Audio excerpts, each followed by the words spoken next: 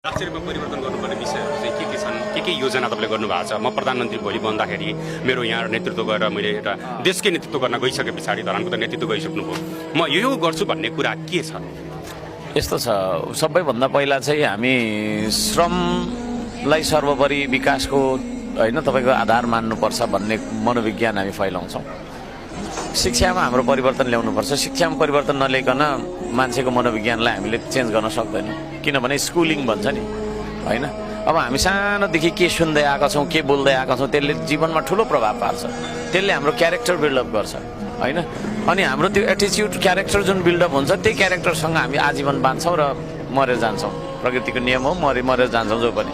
So भएको कारणले गर्दाखेरि यो देशमा परिवर्तन साँच्चै ल्याउने हो भने स्कुलबाट नै श्रमलाई हेर्ने दृष्टिकोणमा परिवर्तन ल्याउनुपर्छ।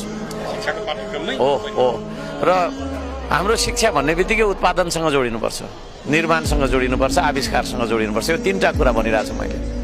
हाम्रो शिक्षाले आविष्कार गर्दैन भने द्याट इज नट एजुकेसन। हाम्रो शिक्षाले हामीले खाँदै गरेको भात उत्पादन गर्न सिकाउँदैन सक्दैन भने that is not education also. हाम्रो शिक्षाले तपाईँको चाहिँ नि होइन, हाम्रो तपाईँको चाहिँ निर्माण गर्दैन भने होइन, निर्माणमा तपाईँको चाहिँ टेवा पुर्याउँदैन भने हाम्रो शिक्षा त्यो शिक्षा नै होइन। त्यसो भएको कारणले गर्दाखेरि हामी शैक्षिक तपाईँको पद्धतिमा ठुलो परिवर्तन ल्याउँछौँ। शिक्षा भन्ने कन्सेप्टै फरक हो भन्ने बनाउँछौँ, एउटा नम्बर 1 मा। अर्को कुरा के छ भने कानुनी उल्झन छ यहाँ है। मैले बारम्बार भनेकै कुरा हो, सेम क्याबिनेटमा एउटा मिनिस्ट्रीले गर्न खोजेको कुरा अर्को मिनिस्ट्रीले रोकेको छ।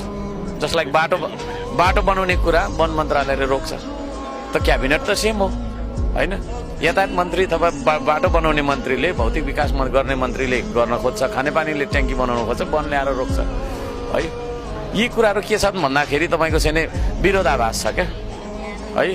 त्यसले गर्दाखेरि के छ भने हाम्रो विकासको गति चाहिँ तपाईँको चाहिँ अगाडि बढ्न सकेको छैन। त्यो पोका परेर बसिरहेछ, चुइङ्गममा टाँसिएको केस जस्तो भइरहेछ हाम्रो। त्यसो भएको कारणले गर्दाखेरि त्यो खालको उल्झिएको कानुनलाई सुल्झाउनुपर्छ।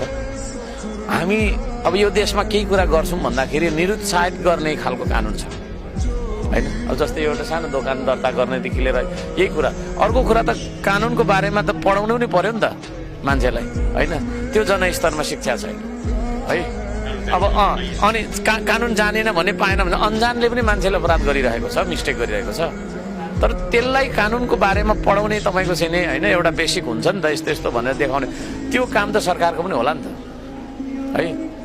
अब केटाकेटीले गल्ती गर्यो नि, केटाकेटीले मर्ने गरी कुटे जस्तो भयो नि त त्यो त। त्यसले गर्दाखेरि अभिभावकको रूपमा रहेको, राज्यको अभिकर्ताको रूपमा रहेको सरकारले होइन कानुनी तपाईँको चाहिँ के हो त भन्ने कुरा जनतालाई बुझाउनु जरुरी छ।